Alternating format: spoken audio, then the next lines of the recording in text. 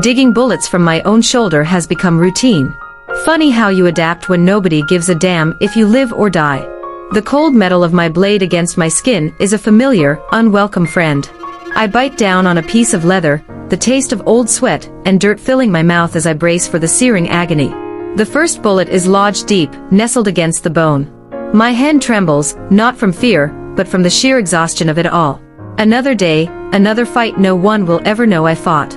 Another wound I have to patch up in the dark, alone. A tear escapes, hot and traitorous, tracing a clean path through the grime on my cheek. I hate crying. It feels weak, a luxury I can't afford. But sometimes, in the suffocating silence of this cellar, the loneliness is a physical weight, pressing down on my chest until I can't breathe. I yank the blade, and the silver slug pops out with a wet, sickening sound, landing on the dusty floor. 1 down. 2 to go. I am an orphan. A stray left on the pack's border as a baby. Disposable. The warriors raised me, sure, but they taught me to fight, not to feel. They fed me, but never offered the warmth of a family. My life is a repeating cycle of violence and solitude. Patrol at dawn, school where I'm invisible, patrol again, dinner shift where I serve those who ignore me, then back to this cold basement to sleep. Repeat. Always repeat. It would just be great to feel connected to someone, I'd whispered to Jules earlier, after taking down 7 rogues by myself.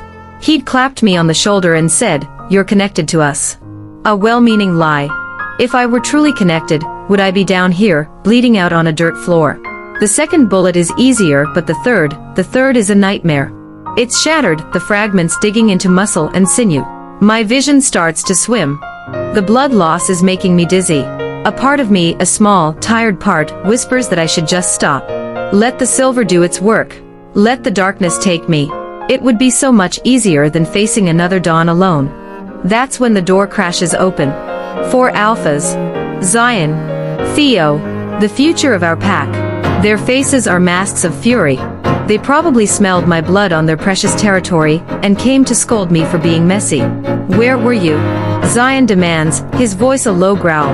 The hunters. He stops. His eyes, and the eyes of the others, fall to the scene before them. Me, half-naked, covered in blood and sweat. The crude, self-administered surgery. The glinting silver bullets on the floor next to a pool of my own blood. My torn shirt doesn't just show the fresh, gaping holes, it reveals the tapestry of old scars. The faded white lines, the puckered skin from countless bites, claw marks, and blade wounds. A lifetime of silent battles etched into my flesh. The anger in their eyes melts away, replaced by something I've never seen directed at me before. Shock. Confusion. And then, a gut-wrenching, horrified understanding. Theo drops to his knees, his breath catching in his throat. Holy shit, he whispers, his gaze fixed on a particularly nasty scar that runs from my collarbone to my hip.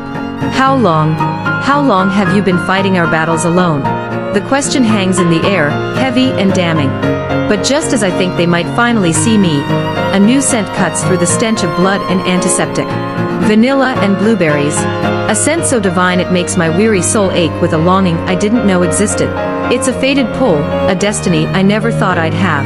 And it's coming from them. All 4 of them. They are my mates. The very men who have stood by and watched me suffer in silence. The ones who never saw me, never cared if I lived or died. And now, destiny has played the cruelest joke of all. It has bound me to them, just as they are finally witnessing the full extent of my solitary agony. How can a bond be forged from a foundation of such profound neglect and pain?